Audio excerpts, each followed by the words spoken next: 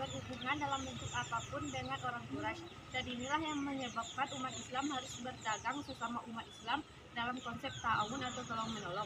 Pada saat itu umat Islam belum mempunyai lokasi khusus untuk melakukan pasar dan transaksinya masih bersifat sosial dan tidak ada lokasi khusus untuk melakukan transaksi pasar.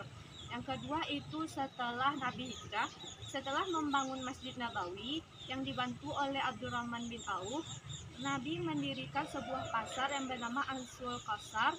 Pada saat itu setelah pembangunan itu, Nabi mengumumkan kalau seandainya pasar itu menjadi pasar umat muslim dan semua umat muslim boleh untuk melakukan perniagaan di sana dan tidak ada sewa, pajak ataupun hal sebagainya. Poin selanjutnya yaitu pasar bagi seorang muslim.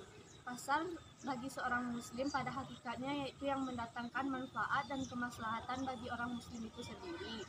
Sedangkan yang berkembang saat ini, terutamanya di Indonesia, itu hanya mementingkan keuntungan sendiri. Poin ketiga yaitu kekuatan pasar. Kekuatan pasar ini terbagi kepada dua. Yang pertama itu permintaan, yang kedua itu penawaran. Yang permintaan ini merupakan aspek yang sangat penting dalam kekuatan pasar. Permintaan yang dimaksud adalah keinginan seorang konsumen untuk memiliki barang yang dijual oleh produsen. Yang kedua itu penawaran. Penawaran juga merupakan aspek yang begitu penting dalam kekuatan pasar. Dengan adanya penawaran-penawaran, maka barang yang disediakan juga akan semakin banyak dan permintaan akan semakin bagus. Poin selanjutnya yaitu tentang keseimbangan pasar. Keseimbangan pasar atau equilibrium terjadi apabila kekuatan pasar yaitu permintaan dan penawaran itu berada seimbang. Dan ketika permintaan dan penawaran itu di satu garis lurus atau seimbang, maka di saat itulah terjadinya keseimbangan pasar.